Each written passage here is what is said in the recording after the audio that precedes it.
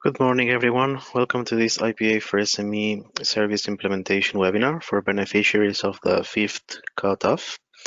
My name is John Lanfranco, and I'm project manager at Gopacom, a communications agency in Brussels that is partner in the IPA4SME consortium. This webinar will be presented by Marco Graziadio from CARSA. CARSA is the IPA4SME consortium leader. Throughout the webinar, you can write questions in the GoToWebinar question box, and these will be addressed at the end of Marco's presentation. More specific questions might also be followed up individually by email and taken care of by the IPA4SME Coordination Center. Enjoy the webinar, and Marco, you have the floor.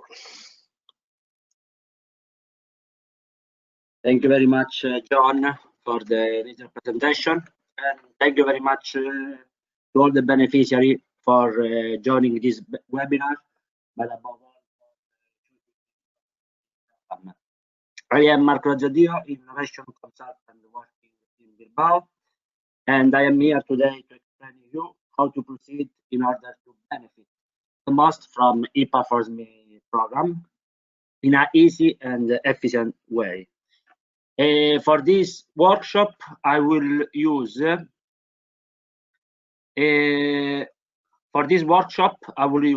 guide for beneficiary and also a PowerPoint in which there are included the frequently asked question.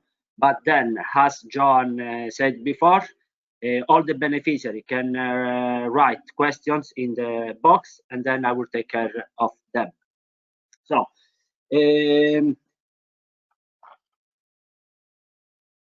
The idea behind this program is that the European Commission strongly believes that the protection of intellectual property is crucial for promoting innovation and for improving European SME competitiveness.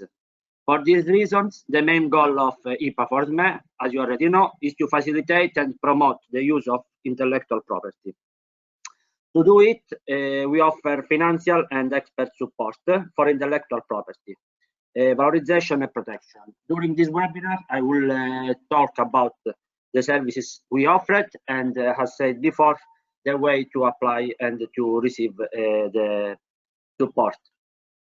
So, before starting, it's important to emphasize that for all the beneficiaries who have been awarded to receive more than one service, beneficiary is not forced to follow any particular order in completing the services, which means that SME, the beneficiary, can make use of all the services in parallel or one after the other. This is really important, especially for the beneficiary who has been received service 1 together with service 2 and or service 3. Because it's really important that they should understand that it's not necessary have to complete service 1 before starting activities within service 2 and service 3. So again, it's not a mandatory to follow a specific order. You can benefit from services as you wish. So all the beneficiary can join the best from the IPA4SME program through the electronic submission system. So beneficiary can access to these services by logging into EMS and visiting the My Project section under the My Area menu. In this space, you can find two specific places by going to Go to Support Documentation.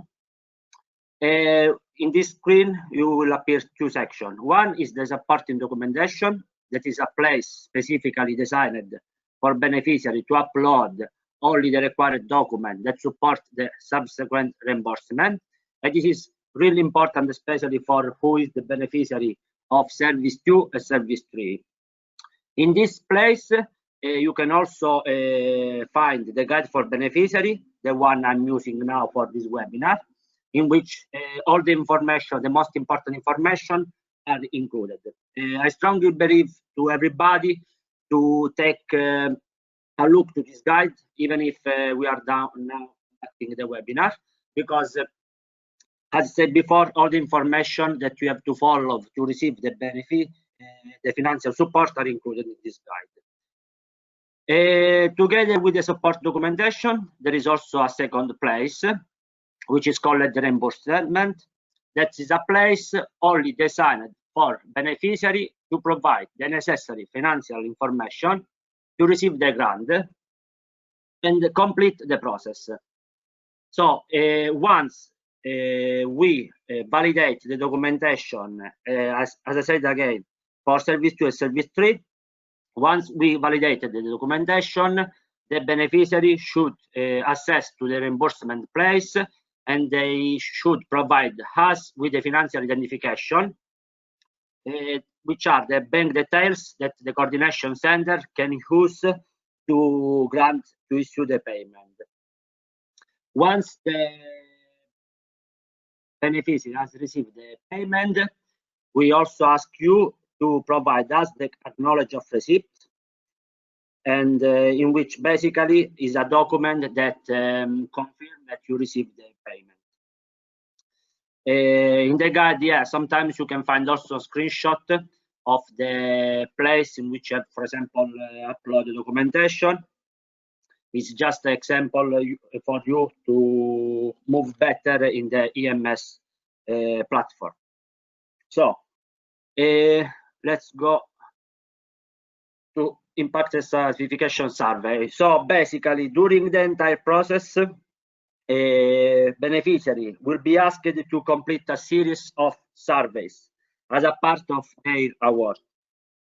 In the following table, they are summarized together with the time frame, the survey that the beneficiary should complete. The survey strongly depends on the services you received. And as you can see, beneficiary has to answer to the survey before and after the completion of their support services. The most important one is prior to service activation is the IPA4SME self-assessment. This is the first survey that all the beneficiary of service 1, 2, and 3 has to complete before they can start any of the services award. The guide, as you can see below the table, also provides a brief description of the survey and their scope. But again, it's really important that all the beneficiaries of the services will complete as soon as possible the IPA4SME self-assessment. This is really important, especially for the beneficiary of service 1. So let's go to the discussion of the services. As said before, within IPA4SME program, we basically offer a pre-diagnostic service and 2 co-financing services. Service 1, that is also called the IP pre-diagnostic services, or also IP scanning, is a services that we offer to the SME on providing comprehensive IP pre-diagnostic to booster your IP capabilities and competencies. We consider these services as the best opportunity to count on a qualified expert in the field of IP and business strategy, with the aim at identifying both the advantage and potential opportunities for using your intellectual property for future development of your businesses. I would like to remark that these services is totally free of charge, so which means that all the cost of these services are covered directly by the coordination center. So, as you can see in the following figure, the service 1 consists of 5 main steps. Again, the first step is the completion of the IPA4SME self-assessment, without which sorry, I don't know if you are hearing me very well. I'm trying to shut a little bit more. But again, service 1 consists mainly of 5 steps. The first one, as said before, is the completion of the IPA4SME self-assessment. The services cannot begin without the beneficiary has not complete this survey. Please try to complete this survey as soon as possible. It not take longer than 5 minutes. So once completed the IPA4SME self-assessment, the coordination center will facilitate the initial contact between beneficiary and expert. So this process will differ slightly depending on the beneficiary country. So as you can see here, so the coordination center will take care of you, but the first contact with the expert strongly depends on the country in which the beneficiary is located. So for all those SME located in countries like Austria, Denmark, France, Netherlands, and Spain, the expert will be assigned directly by the national IP office.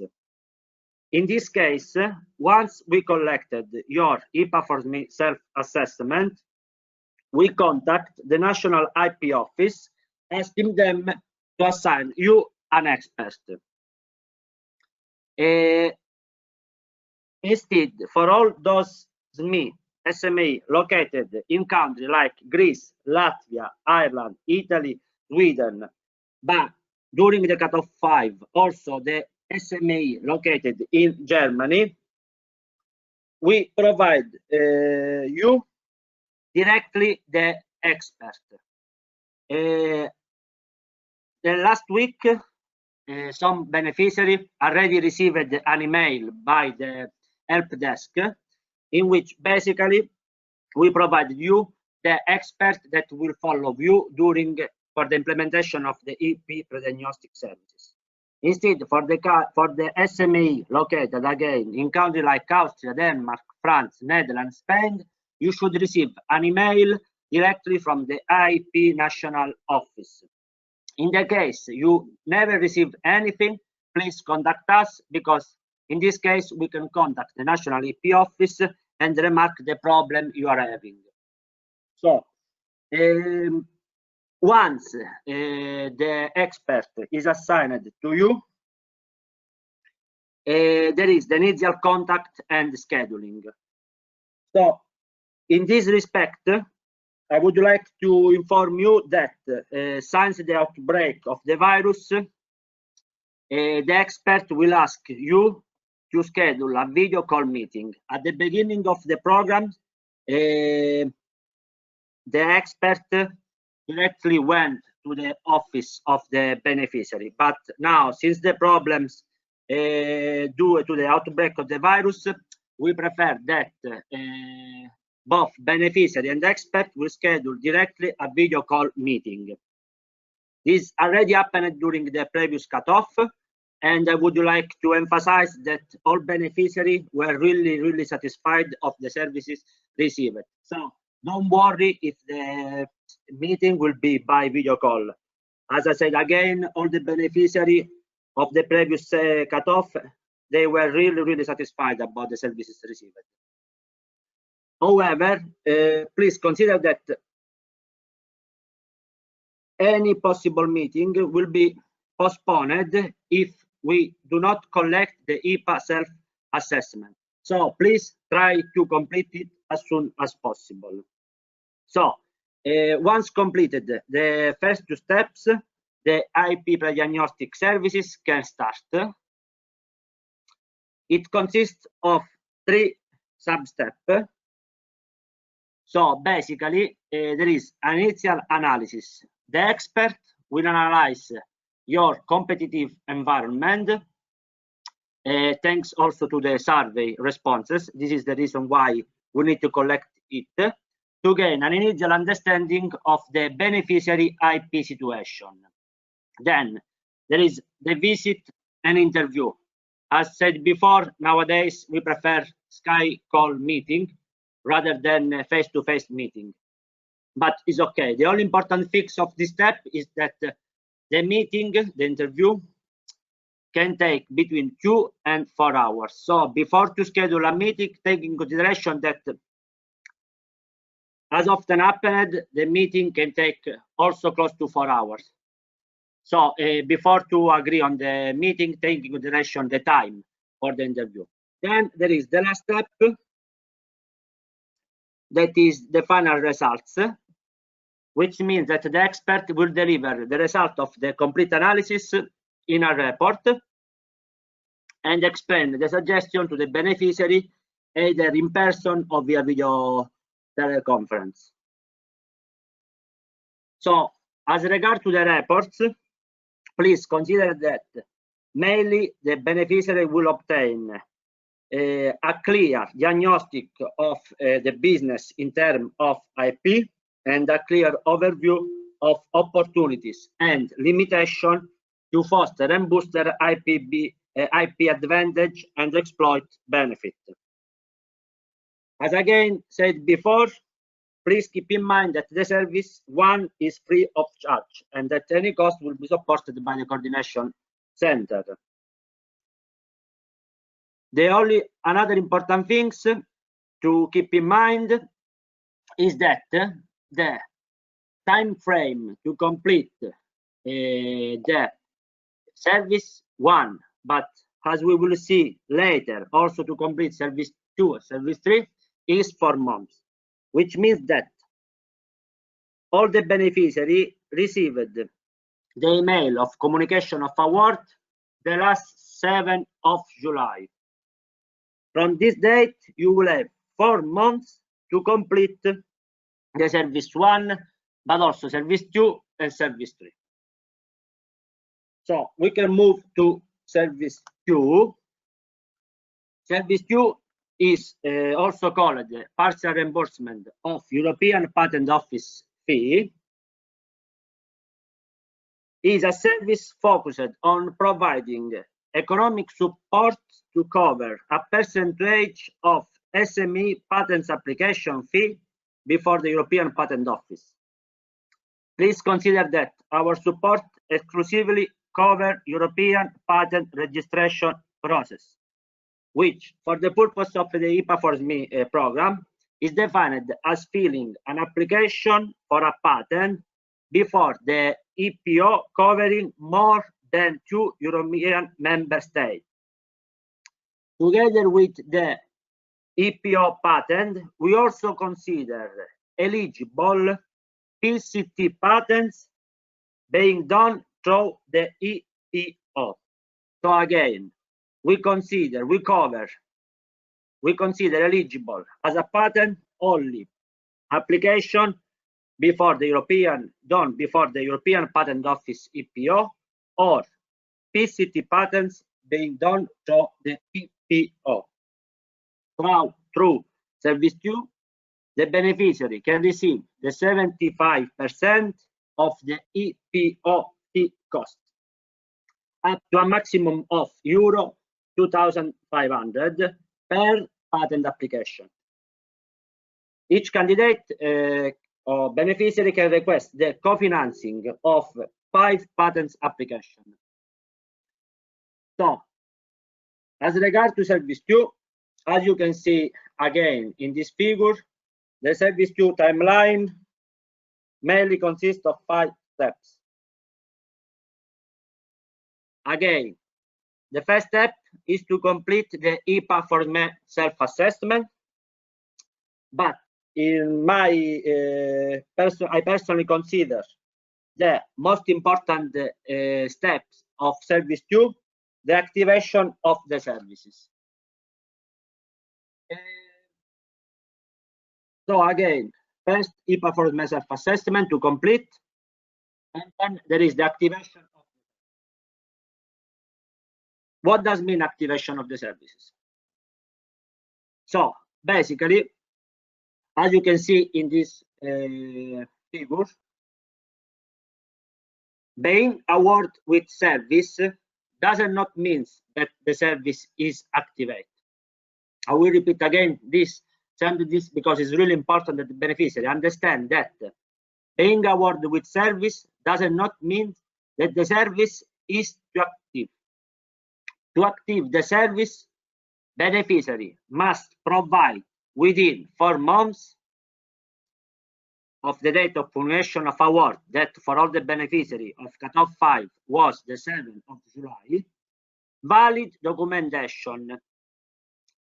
They should provide us with valid documentation by the EMS portal in the supported documentation place.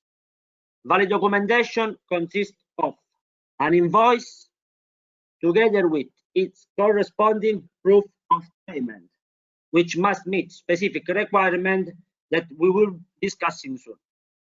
So again, all the beneficiaries, they receive the communication of award the 7th of July. Within 4 months, they should activate the service. If they don't activate the service within 4 months of the date of the communication of the award, they will be directly disqualified, which means that they cannot provide more documentation, and the only way to receive financial support is to apply again. So, as you can see in this slide, there is the communication of the awards, then there is the service activation deadline, that is for all the beneficiaries of cutoff 5, the 7th of November.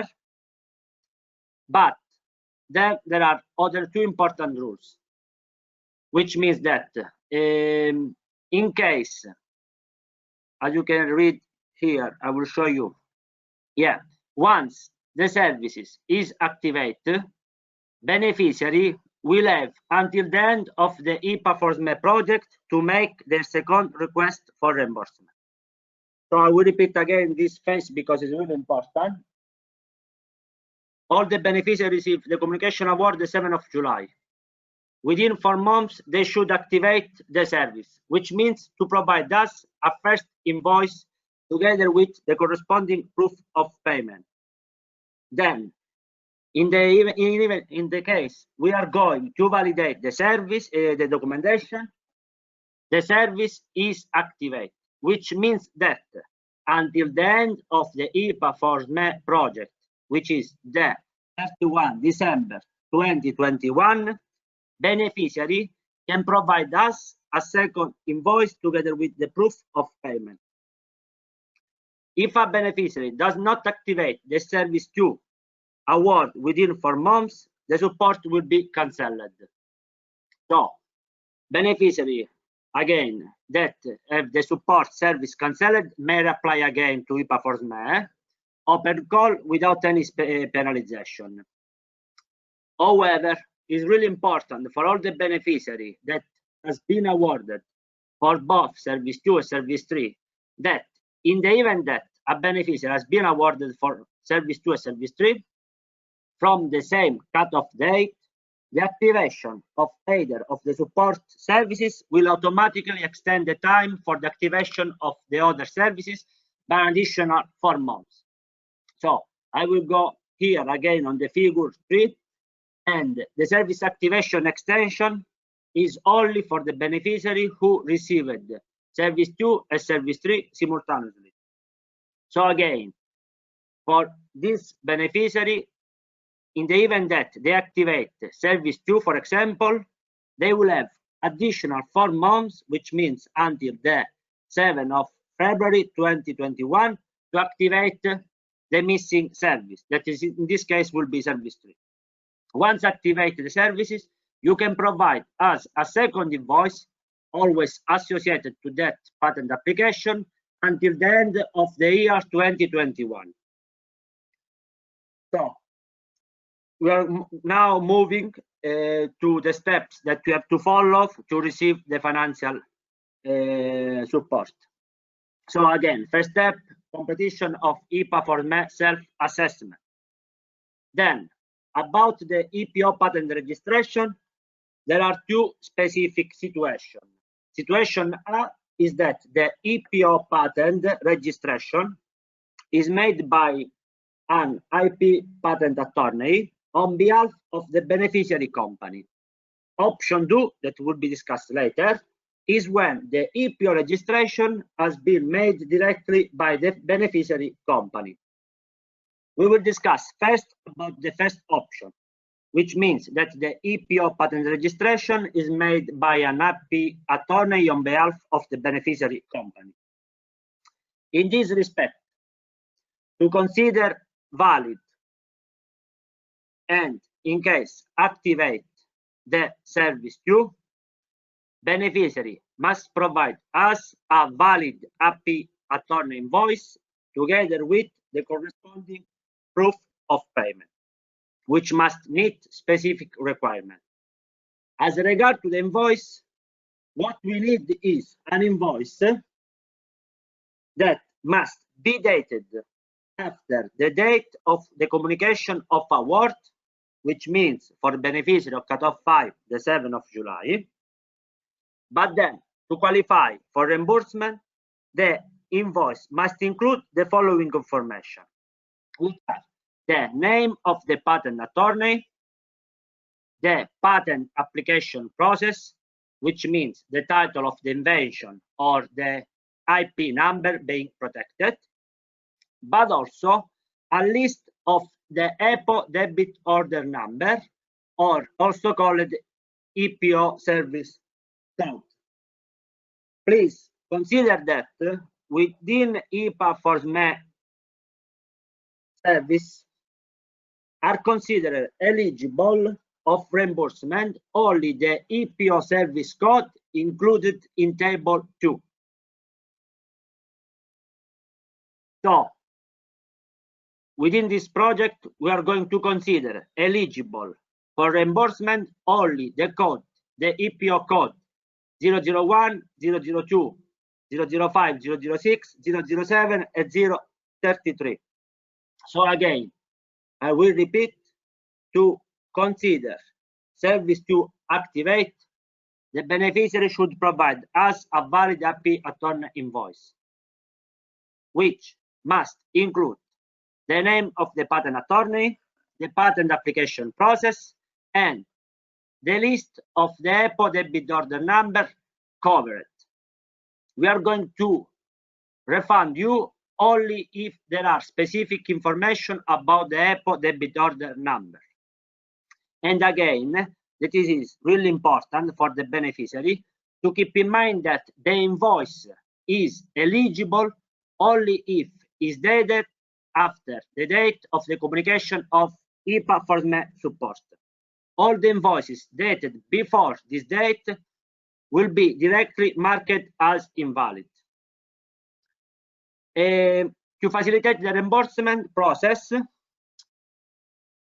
we kindly ask you to include in the invoice the following model statement, because in this way it's more easy for us to understand immediately which are the costs that you covered during registration.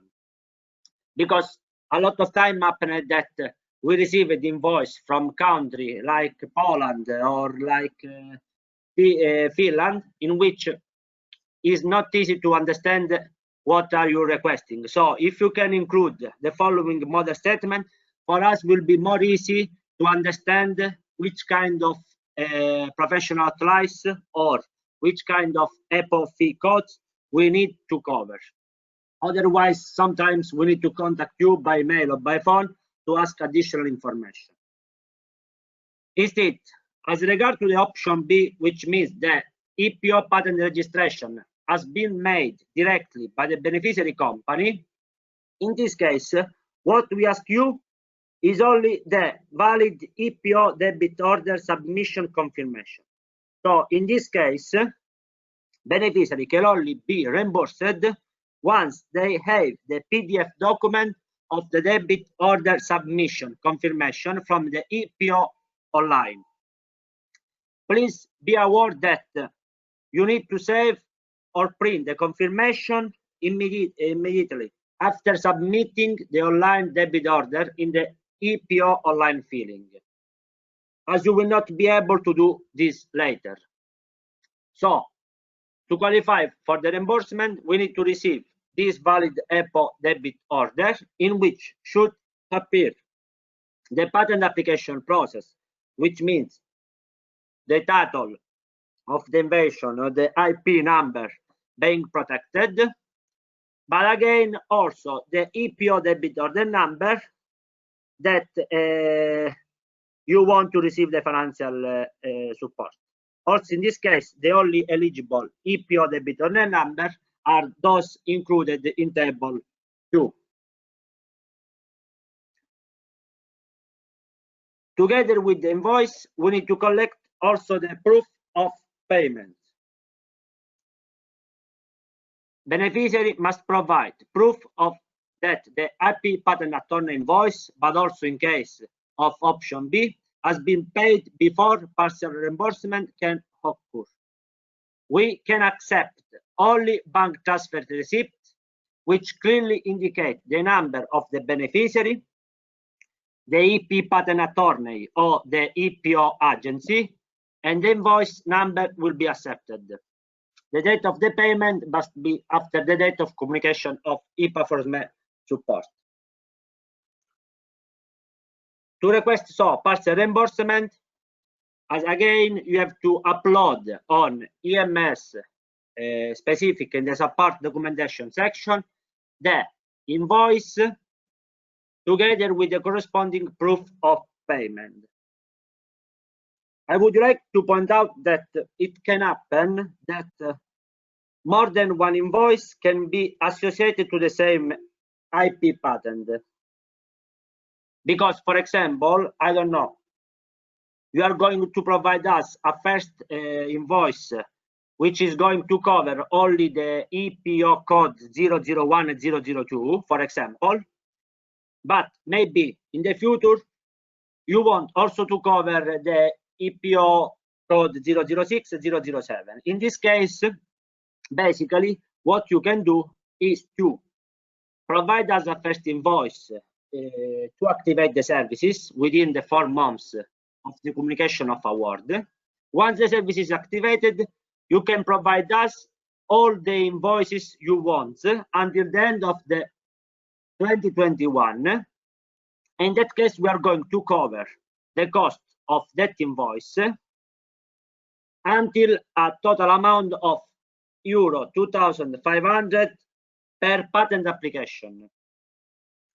So what I would like to underline is that in case a beneficiary possesses more than one invoice, these invoices should be related to the same IP patents, which means same title of the invention or same IP number being protected.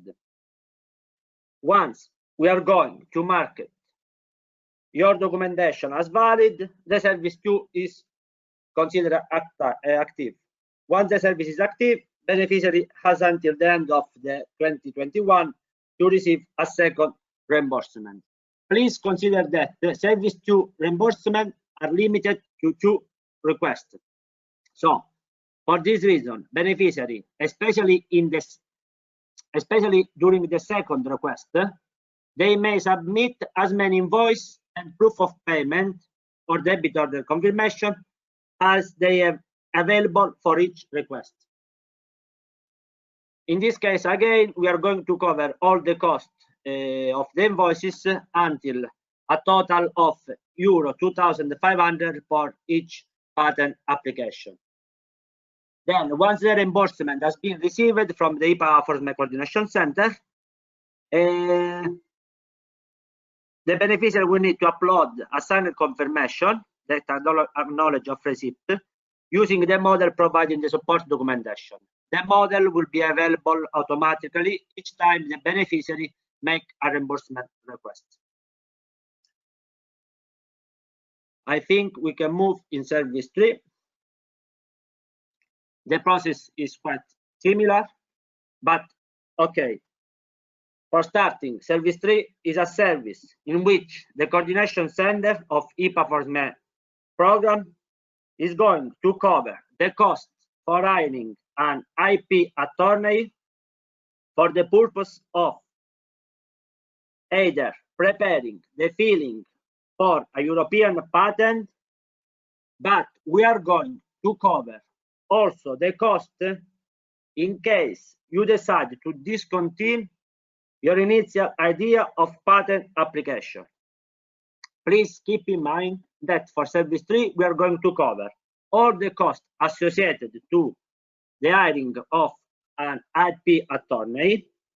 In both cases, both if you decide to preparing the filing for a European patent, but also if you decide to discontinue your initial idea of patent application.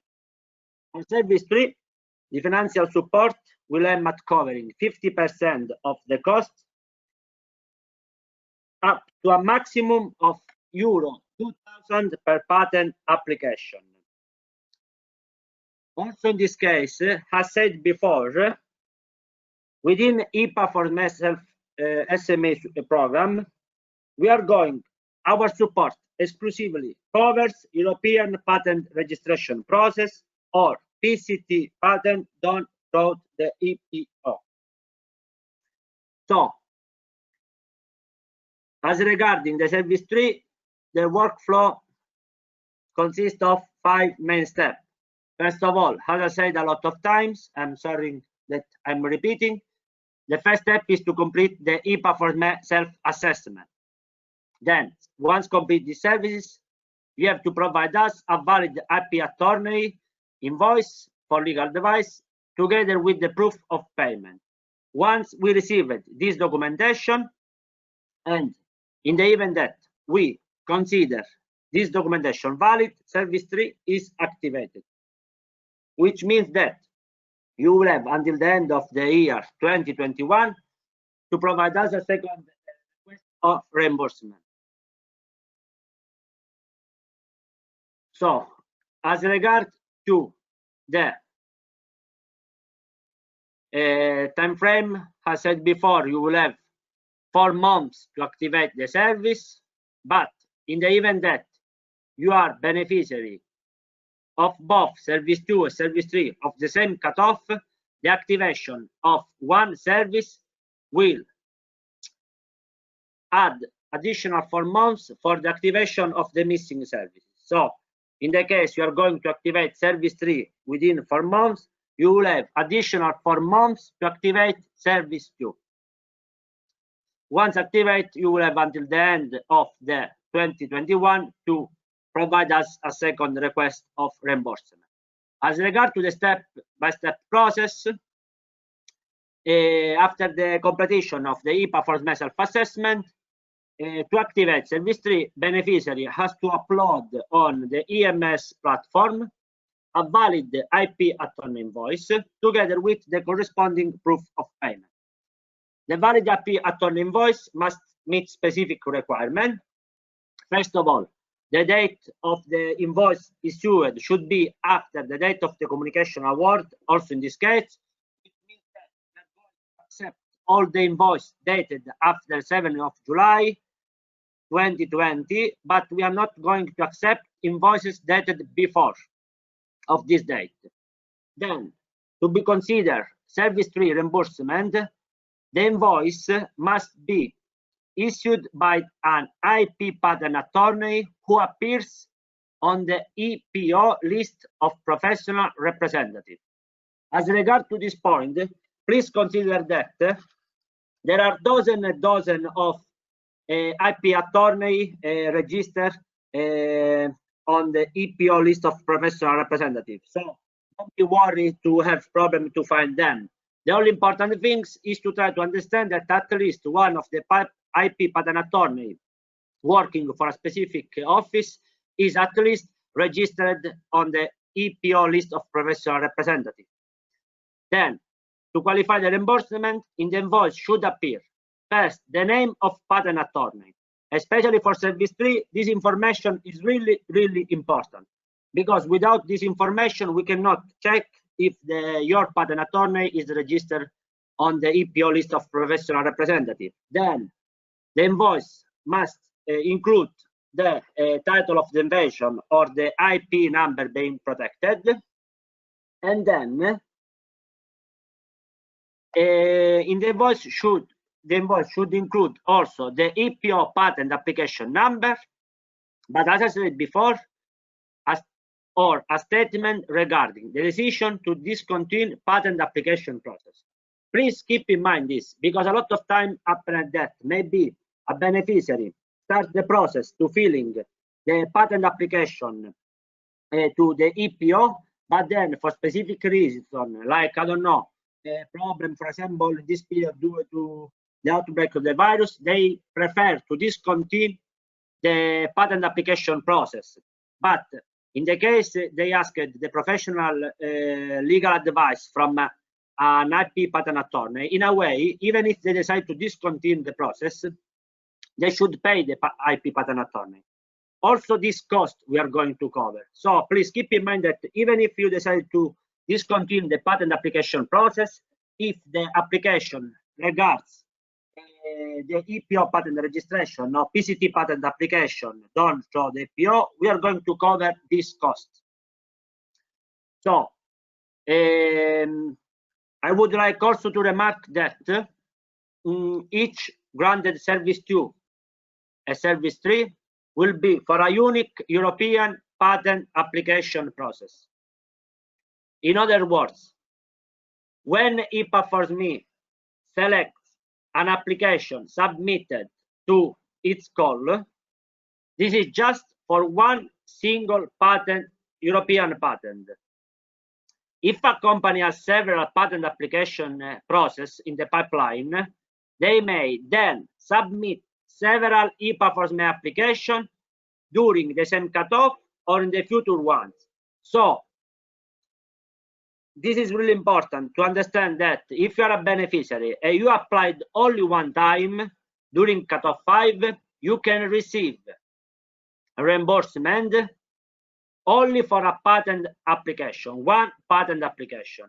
A lot of time happens that beneficiary provide us different invoices related to different patent application, and in that case, unfortunately, we cannot cover the cost. So please keep in mind this, because maybe you have in the pipeline 2 patent application process, but you applied only one time. So in this case, please, what you can do is ask for the reimbursement of the first patent application process, apply again during the next cutoff, and in case you will be selected, you can ask again the second reimbursement.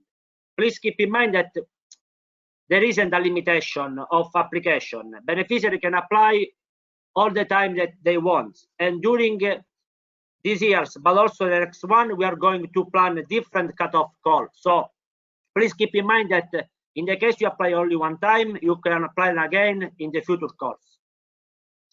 So once we receive the invoice, together with the invoice, we need to collect also the proof of payment. And also in this case, we can accept only bank transfer receipts, which clearly indicate the name of the beneficiary, the IP patent attorney, and the invoice number will be accepted. Once we receive this documentation, we are going to check them. In case we consider them valid, we are going to activate the service and to proceed with the first partial reimbursement. Please, I would like to ask all of you just a favor, that when you are going to upload the documentation, please, to make the revision easily, please upload the document all together in a single PDF or zip file. Again, so service 3, once it's activated, you can ask for a second reimbursement. You will have until the end of the 2021 to provide us all the invoice that you want, but this invoice should always be associated to the same patent application. Once we receive the reimbursement, we will kindly ask you to complete the acknowledge of receipt, which is a model in which you are going only to confirm that you received the payment. I would like to also say that, as I said before, there is this final important rules that I'm going to remark again, that the key basic IPA4SME rules is that one patent application process in the EPO is one IPA4SME application, service 2 or service 3.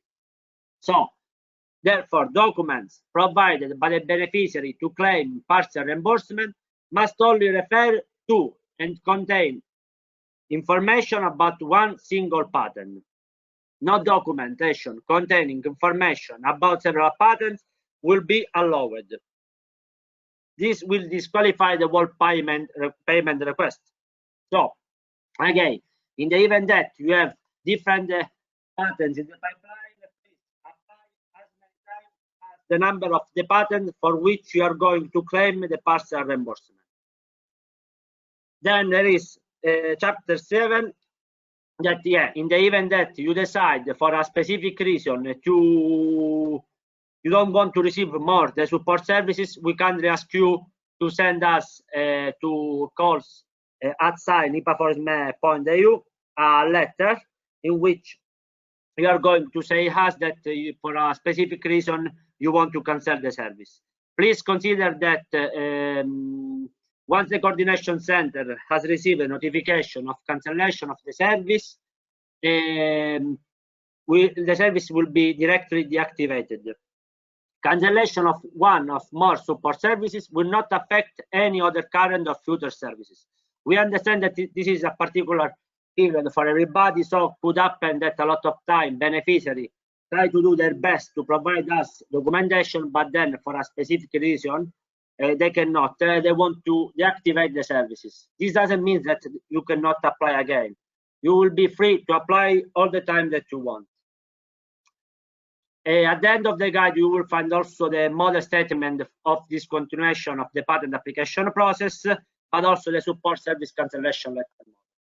I think we can move the PowerPoint presentation, in which the most frequently asked questions are included, and then I can take care of the question you are writing. So I will move to the guide for beneficiary presentation.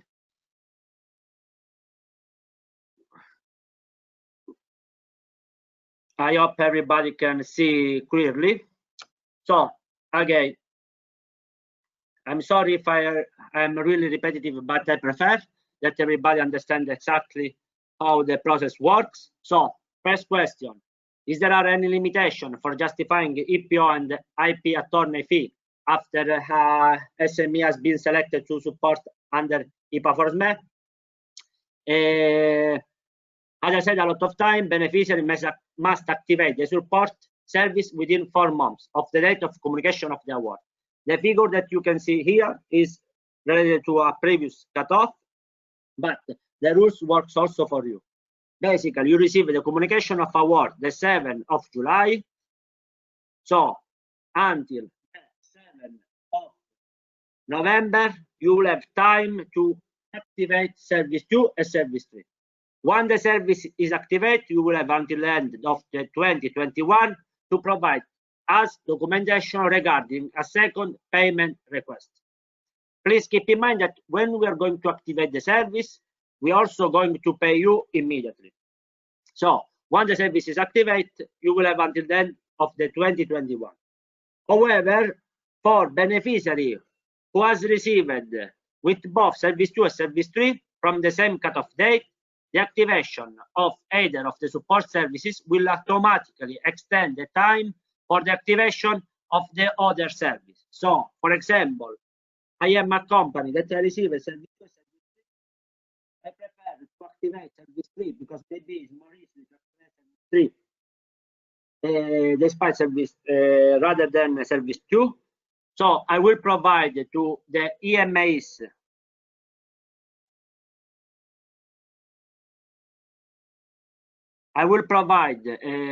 to the EMA's platform invoices related to service 3. The coordination center is going to check and to validate the documentation if the documentation meets specific requirement. In the event that I'm going to activate service 3, I will have other 4 months, which means until the 7th of February to activate service 2.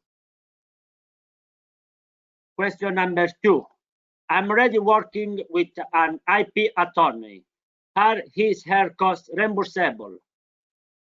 About this question, that is especially important for who receives service 3, for IP attorney fee to be reimbursed, the only important thing is that the IP patent attorney must be a professional entitled to act before the EPO, who has been hired by the beneficiary for the purpose of preparing the filing of a European patent, or at least a PCT patent being done through the EPO. In the guide of beneficiary, you will find a list of the eligible IP attorneys, and in an easy way you can see if the IP patent attorney is eligible or not. This kind of information is included at page 19 of our guide of beneficiary. Now, question number 3. Are all types of patent eligible to be subjected of IPA4SME SME support? Again, our support exclusively covers European patent registration process, which for the purpose of the IPA4SME is defined as filing an application for a patent before the EPO covering more than 2 European member states. This means that all the costs for IP protection in countries like USA, China, and other countries will not be covered by the IPA4SME. We are going to cover only European patent registration process or PCT patent application. Then, question number 4. What if a service 3 beneficiary SME does not have an EPO patent application number yet? Happened a lot of time that, yeah, it's true that it could happen that maybe beneficiary want to filing their patent application to the EPO. So in this case, they don't have the EPO patent application number yet. In this case, if you don't have this kind of number, what we are going to ask you is only an invoice which includes the following information: the name of the patent attorney, because again, we need to check if the patent attorney is registered, entitled to work behind the EPO, but also the patent application process, that is in this case is only the title of the invention. This information will be enough for us. Then question number 5. Is there any specific order for service implementation? In other words, if awarded with service 1 and service 2 and or service 3, do SME have to wait until the end of the EP pre-diagnostic finished to start benefiting from partial reimbursement? As I said at the beginning of the webinar, there isn't a specific order to follow. So there is not mandatory orders for the implementation of the service.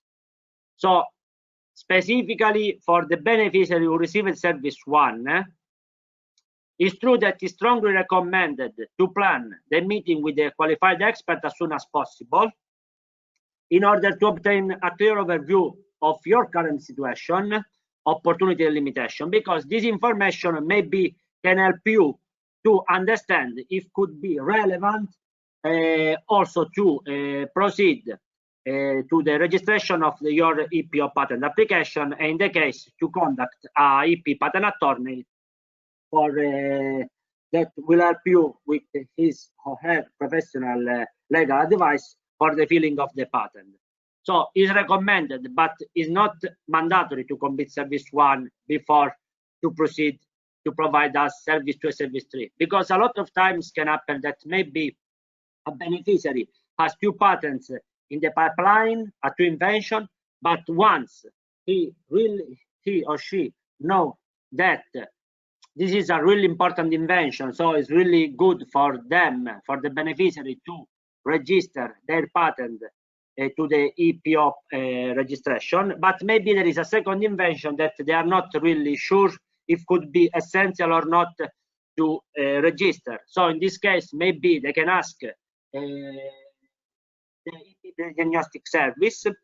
In this case, they can move in parallel for one patent, they can start to schedule the meeting with the expert, but at the same time, they can start also to provide us valid documentation for the activation of service 2 and service 3. Then question number 6. What is service activation? Again, being awarded of service 2 and service 3 does not mean that the service is activated. Service is activated only when beneficiary have uploaded valid documentation into the EMS platform. Valid documentation consists of an invoice and the corresponding proof of payment. Again, to activate the service, you will have 4 months to activate the services. Question number 3. Where is the guide for beneficiary? Yeah, again, I strongly recommend you that even if you follow this webinar, I strongly recommend you to read in detail the guide for beneficiary, and then in case you have some doubts uncertainty, you can contact us. I will provide you later the main contacts, and usually in 1-2 days we are going to answer you. Can happen that sometimes we will going to take more time to answer you, but only because there are days that we receive a dozen and dozen and dozen of emails. It's not really easy to follow all of you, but true that sooner or later we are going to support you in every way. But again, beneficiary can access to the guide through the EMS electronic system by visiting my course section in the My Area menu. Beneficiary will be directed to a new page called Supporting Documentation, and in this place you can find the guide for beneficiary. It's true that at the beginning, the 7th of July, all of you received an email with clear indication on where find the guide for beneficiary, but then I received some email from beneficiary who underlined me and the other people working from this project that the guide for beneficiary was not included in the supporting documentation. Please consider that we solved the problem the last Friday, so everybody can access to the guide for the beneficiary on the supporting documentation. Again, strongly recommended to carefully read the guide for beneficiary. Question number 8 should be the last one. Is VAT subject of reimbursement? No. Any VAT costs are not taken into account for the reimbursement calculation. This is especially for service 3, because as regard to service 2, there are not VAT costs. Please keep in mind, but there are only the costs for the EPO patent registration. But as regard to service 3, there are VAT costs related to the services that the patent attorney provided you. In that case, we are not going to cover the VAT cost, but only the professional outlays. I said 1 minute ago, in the case you have some doubts, you have some questions, you uncertainties, you are feel free to contact us, and don't hesitate to contact us for any specific doubt you have. The IPA4SME Coordination Center has put at the disposal of potential applicants, but also beneficiary, the following email. There are 2 specific emails. It calls @IPA4SME.eu. Is for the communication with SME involved in the submission of application, but also beneficiary for support them during the action received, but also for any kind of technical support case. But there is also a second email that is helpdesk@IPA4SME.eu that is specific for general inquiries and communication with the coordination center. This account will be primary point of contact for SME with center once the company is a beneficiary. So you can use both of them as you wish, as you want, without any problems. My recommendation is that every time you have some doubts, please contact us. If we can, in 1-2 days, we are going to answer you. Please follow us on the different channels like Twitter, LinkedIn, but also Facebook. And thank you very much to the consortium that is composed from GoPup.com, but also the University of Alicante. And thank you very much to everybody. I'm going now to take in consideration the questions. Just give me a second. So,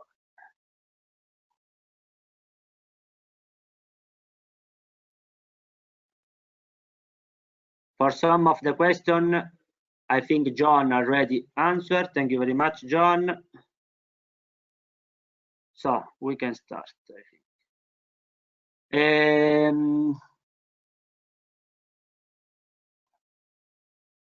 So I hope that everybody was able to follow me. But please keep in mind that at the end of the webinar, we are going to send to all of you the webinar recording, in order that if you have any specific problem to listen to me, and I'm sorry for the technical problem in the case I have with some of you, you can follow the record, and in case, again, if you have some doubts, you can contact us.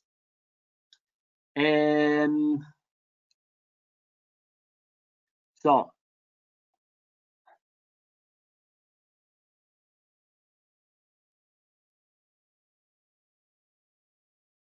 as regard to service one, please keep in mind that the service is totally free of charge. So we are going, as coordination center, to cover all the costs. Beneficiary, at the end of the service, they don't have any cost to pay. So all the costs are directly connected to us.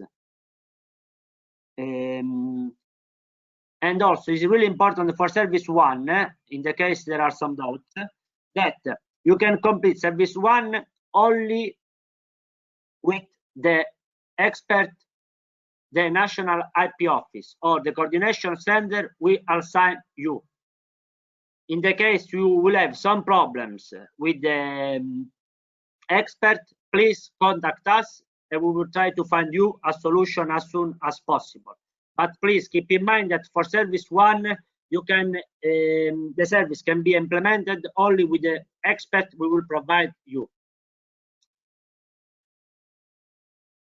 As regard to service one, there is always the same problem related to the time frame. The service should be completed within 4 months. In case you have a specific problem, you can contact us. We can see if there are specific situations in case just to postpone a little bit more the service one, in case you have a specific problem that you have to explain us. So, as regard to Masulli, how is service one valued? Is there is a limit to it? Again, no, service one is totally free of charge. There are 4 months to complete service one, and you can complete service one only with the expert we are going to assign you, or the national IP office is going to assign you. In the event that there is a specific problem, you can contact us and we are going to solve you the problem as soon as possible. Assign you a new expert. Consider that for each country beneficiary of service one, which are Austria, Denmark, Germany, Italy, Spain, but also Sweden, Latvia, Ireland, Netherlands, we have different experts. We always try to assign the expert more close to your office, but also more close to the IP study. But in the case you have a specific problems, we can assign you a new expert. But please contact us in the case you have a problem, and we are going to solve your problems. Will there now? So a question of Richard Aroe. Will there not be any reimbursement of service considered to be IP diagnostic in the sense of using a patent office of investigating an existing potential patent, which might be considered to be equal to the one we consider ourselves?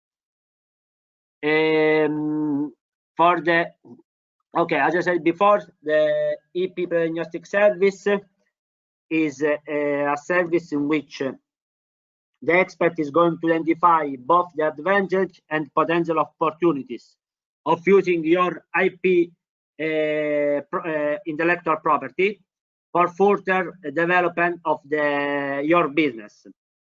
So the IP diagnostic service, as I said, is a good opportunity that the beneficiary has to understand how they can boost, how they can use the IP for boost the business strategy of the services. So basically, this is the service that the expert will provide you. And again, the service is totally free of charge. Then, if there is specific question for that you want to ask to the expert, I strongly believe that it strongly depends on the expert. According to my experience, what I can tell you is that all the experts are really qualified people, and also they are really kind to try to offer you the best services. So in case you have a specific question, feel free to ask them, and in the case they have the competence and knowledge to answer you, I think and I strongly believe that they will satisfy and cover all the requests that you have. Okay, I have a question from Rutger van Merker. When we can expect to be contacted by the IP expert? Okay, again, the last week, all the SME, the beneficiary located in Ireland, Sweden, Germany, and also Latvia, they received an email by the coordination center in which we provided information about the expert assigned to this company with a brief description of the expert qualification, but also the main contact, that in some case is both email and number. To facilitate also the scheduling of the service, we also include in the email that this company received also the email of the expert. And in the case a beneficiary did not complete the self-assessment yet, we also included the link to complete it, because as said at the beginning of the webinar, the service can begin only when we receive the IPA4SME self-assessment. So even if we provide you the contact of the expert, without the self-assessment, we cannot begin the service. As regard to the beneficiary, instead, okay, see, Italy received the beneficiary located in Italy received the mail yesterday afternoon around 5:30. Instead, as regarding to the SME beneficiary located in Austria, Denmark, Netherlands, and France, but also Spain, last Wednesday, we contacted the national IP office and we provided them by the list of the beneficiary of cutoff 5. So in this case, what the national IP office do, usually they take your information, they are going to see which expert is available to provide you the service, and then they contact you directly. Also in this case, before to starting the services, we need to collect the IPA4SME self-assessment, because when we receive the self-assessment survey, we proceed to send this document to the national IP office, and when the national IP office collects the document, directly proceed to contact you. This is the reason why it's really important for everybody that are beneficiary of Service 1 to complete the self-assessment as soon as possible. In the event that you will have problem because no one has contacted you, please contact us at the mail I told you before, especially the course @IPA4SME.eu, because we are going to solve any problem as soon as possible. Service 2, question from Liliana Pires. Service 2 is only for new patents, or it can support expenses with submitted patents. Okay, for service 2, it's true that the EPO fees code that we are going to cover, that are 001, 2, 5, 6, 7, and 33, some of them are specifically for new patents, because as I said at the beginning of the webinar, the main purpose of this project is that the European Commission wants to push you to register new patent application, because they think that is crucial, and I believe that is like this, crucial to register patents for promoting innovation and for improving your competitiveness. So again, this means that the EPO fee that we are going to cover, some of them are specifically for new patents, but I also think that some of them, they can be, that is possible that beneficiary doesn't cover all of the 7 EPO fee codes that we are going to cover, because for example there is EPO fees number 0033 that is for renewal patents to the 3rd year of renovation. So for example, in this case is a specific EPO fee that is for patents that they are already submitted. But it also can happen that, for example, you want to examine different new countries in which you can, for example, register your patents. That is called, I think, 006. In that case, maybe you proceeded to filling your patent 3 years ago, but you want to proceed to examine new countries, European countries, in which you can broadcast your invention. In that case, we are going to cover also this case. So I'm not saying that I think that we can cover new patents, but also patents already submitted. But depending on the EPO fees that you want to cover. Giampaolo Ferradini, is the financial support available only for new patents, or it can it be used also for patents already in the approval process? I think that Giampaolo already listened here the answer that I gave to Liliana Pires. It's the same.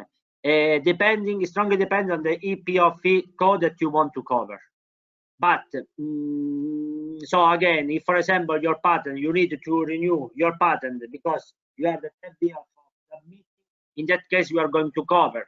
But if you are going, I don't know, there is for example the code 007 that is for printing, and that for example in that case you maybe need this EPO fee different times, and we are going to cover. But also if you need an examination of new member states in which you can need to, you want to broadcast your patent invention, in that case we are going to cover also this cost. Only I think 001 is related to the filing of the patent. In that case, ensure that the only way to obtain this EPO fee codes is only when you are going to filing a new patents. So Michael Striligas, in case we have 2 invoices from an IP patent attorney, both will be reimbursed by 75%. So, yeah, exactly. How works with our process, dear Michael? Basically, the more important thing is that the invoices comes from the same, are associated to the same patent attorney. So what's that basically? You provide us, for example, both invoices together associated to the same patent attorney. We are going to reimburse you the 75% of the total cost. of the two invoices. In the event that, for example, you are going to provide us only one invoice at the beginning of the process, we are going to reimburse you the 75%. But in case we activate the service, you can provide us invoices for a second reimbursement. In that case, in the event that you are going to provide us a second invoice, we are going to reimburse also in that case the 75% of that cost. It is true that when the amount of the reimbursement from the first invoice together with the second invoice exceed the amount of euro 2,500, in that case we are not going to cover any cost more. So please keep in mind that for any patent application service 2, we are going to cover the 75% of any invoice until we are not reach an amount of 2,500 euro for patent application. This situation for service 3, we are going to cover the 50% of every cost of every invoice until we don't reach an amount of euro 2,000 per patent application.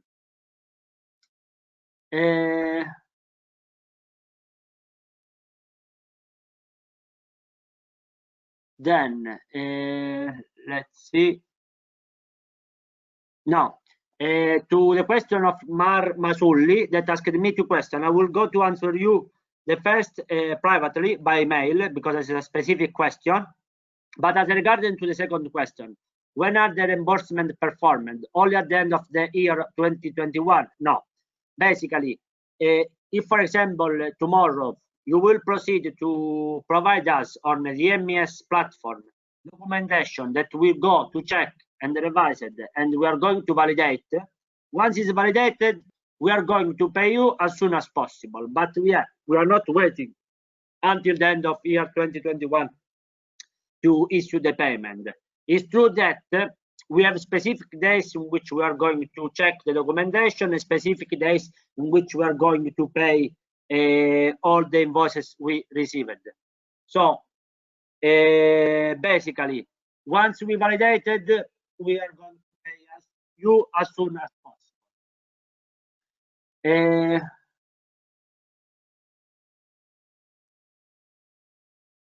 So Gianpaolo Ferratini, I think the question is related to service 1.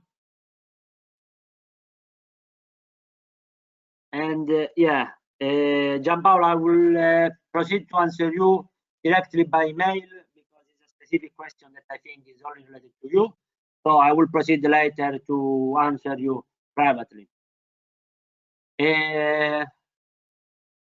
Service 3 from Yuka Linjama. Attorney fee, can it cover the actual patent filing procedure to EPO? Yeah. Basically, this is our roles. We are going to cover all the costs related to professional legal advice provided by the patent attorney, only to cover costs for EPO patents application or the EPO. So, for example, if you provide us an invoices that is related to a professional outlets for filing your patent in China, we are not going to cover that cost. Only professional outlets related to patent application.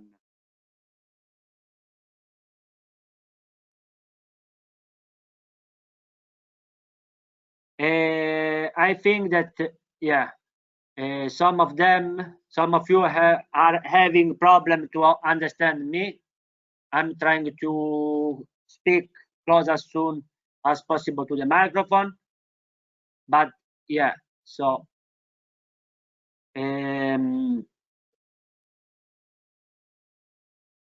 to Paulina Ruskanova, can you provide us with a link where the list of all EPO attorneys and their contact information are available?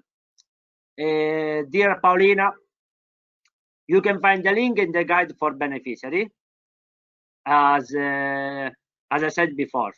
But in the case you have problem to find the guide for beneficiary, we can provide you the link directly by email. Then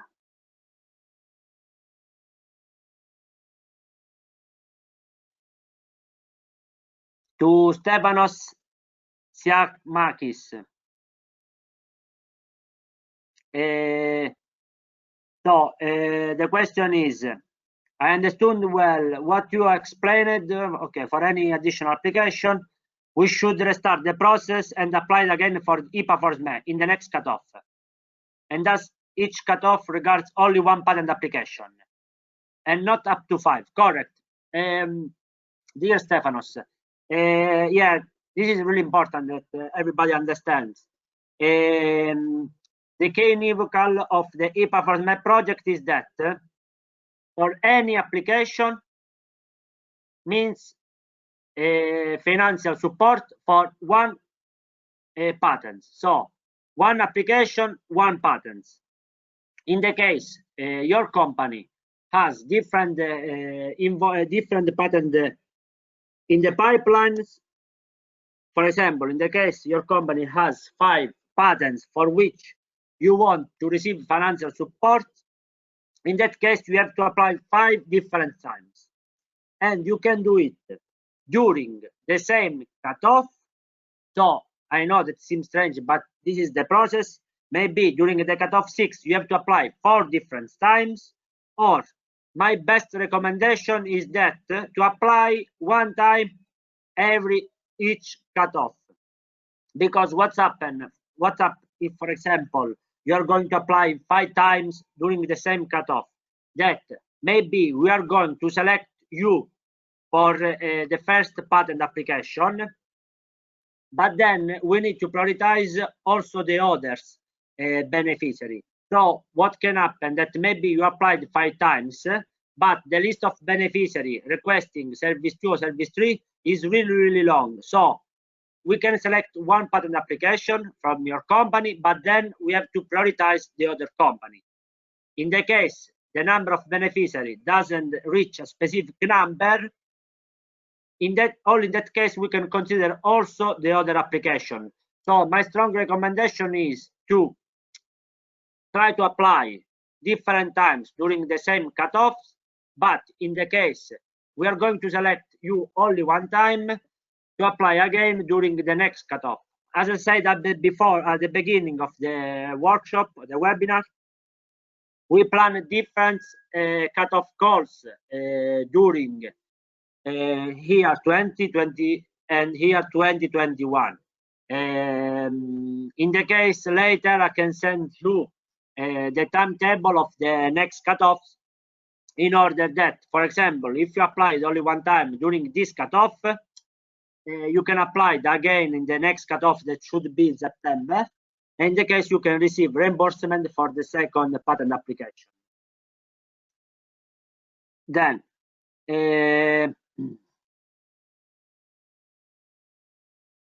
Liliana Pires, are eligible attorney expenses can be related with an FTO analysis on a specific patent? Again, the only patent we are going to cover are patent for the EPO patent application process or PCT patent application done through the EPO. As regard to service 2, additionally, we are going to cover only specific EPO fee. So if your invoice meet this specific requirement, we are going to consider your patent eligible and we are going to proceed with the reimbursement. Done. Question from Fredrik Stahl. Service 2, renewal fees is only years 3 covered? Yes. Don't ask me the reason why. Also for me it's so strange, but yeah, the only cost we are going to cover about renewal fee is the cost related to renewal of patent for the third year. Again, in the invoice that you're going to provide us, you need to include which are the costs of the EPO fee you need to be covered. For this information, it's really good that if you can provide us the number together with the indication of the EPO fee.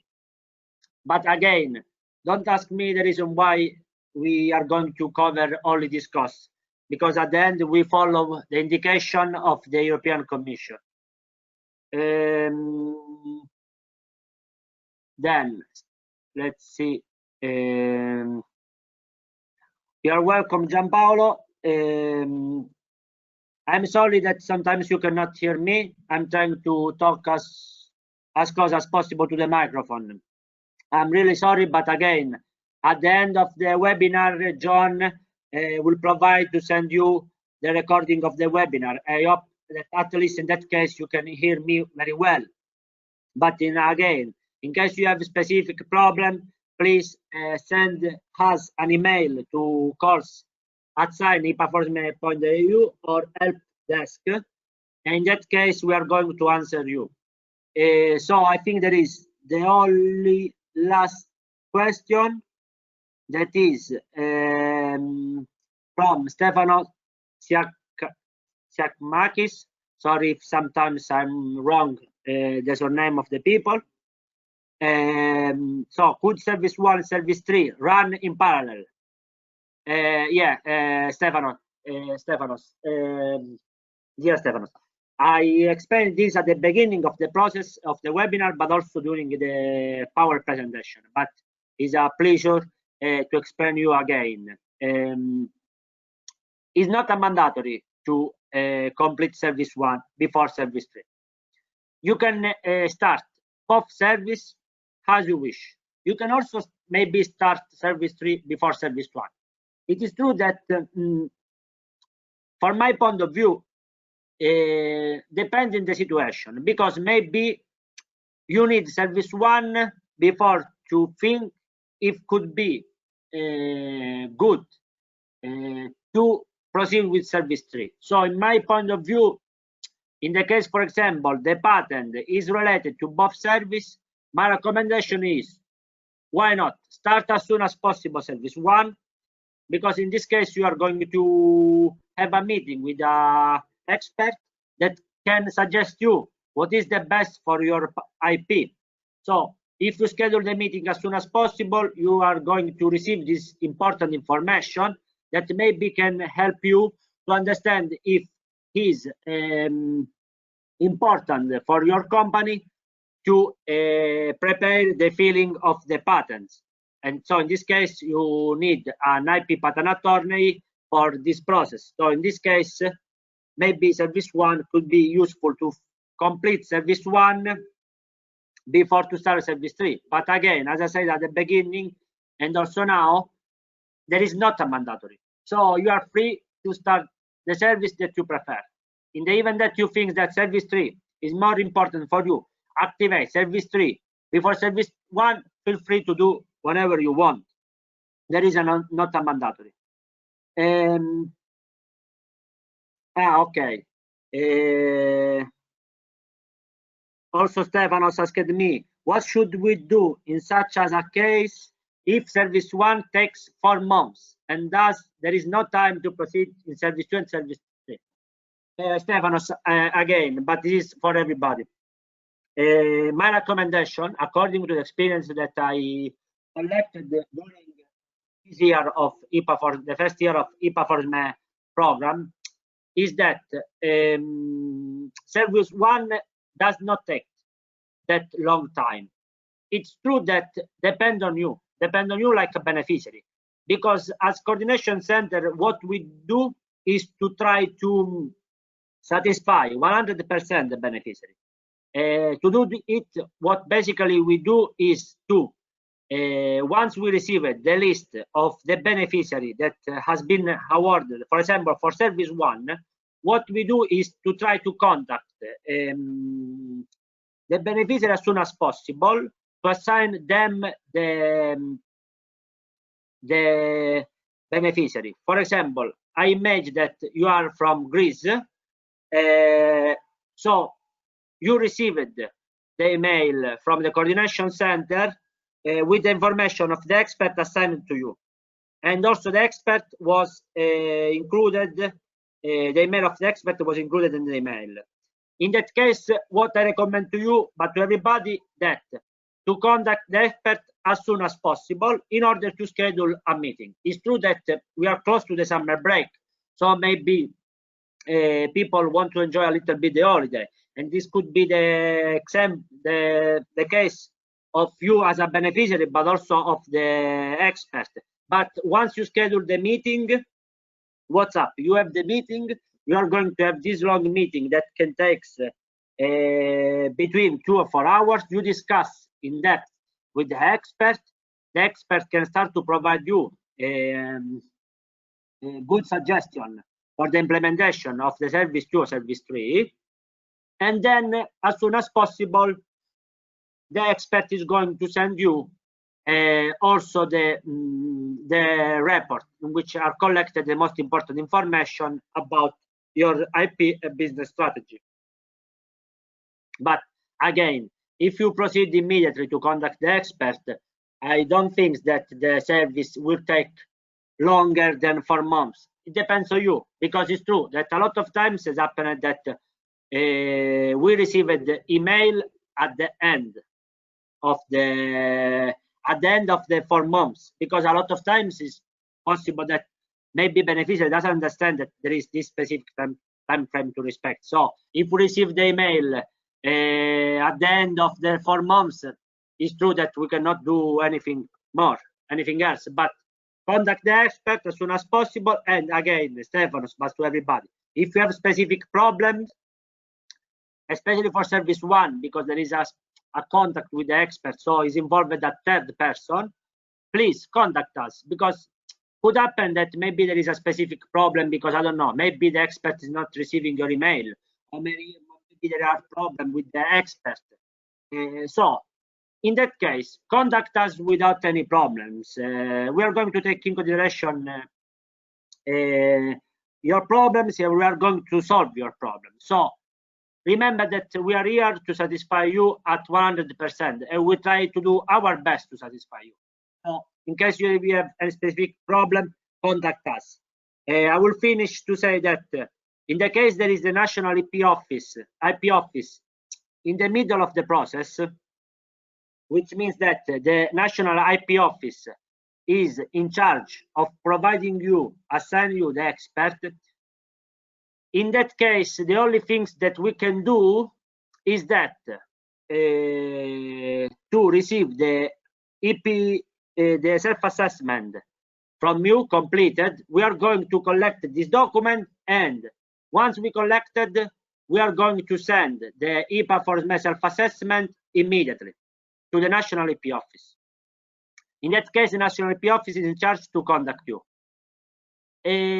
What I can tell to everybody is that usually what I did personally is to check every day if we receive a specific IPA4SME. So every day I'm going to check if we receive this document, I collect the document, archive the document, and I will proceed to send to the expert to the national IP office.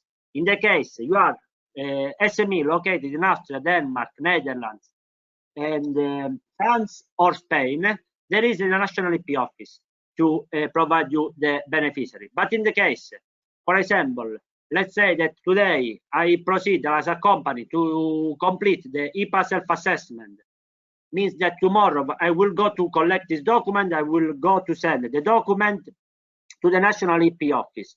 In the case that after 1 week you didn't receive any email from the national IP office, please contact us, because in that case we have the power to contact the national IP office to say, hey, sorry, let's see that, for example, the beneficiary from France didn't yet receive any notification from you, so please contact the beneficiary as soon as possible. This is how usually we work, but again, as a coordination center, we try to do our best to satisfy you, and we are here for this. So for any problem, contact us. And again, thank you very much for choosing IPA4SME program, and also thank you very much for joining me and this webinar. Thanks to John for organizing everything. Thank you very much. Have a nice day. Bye. Bye.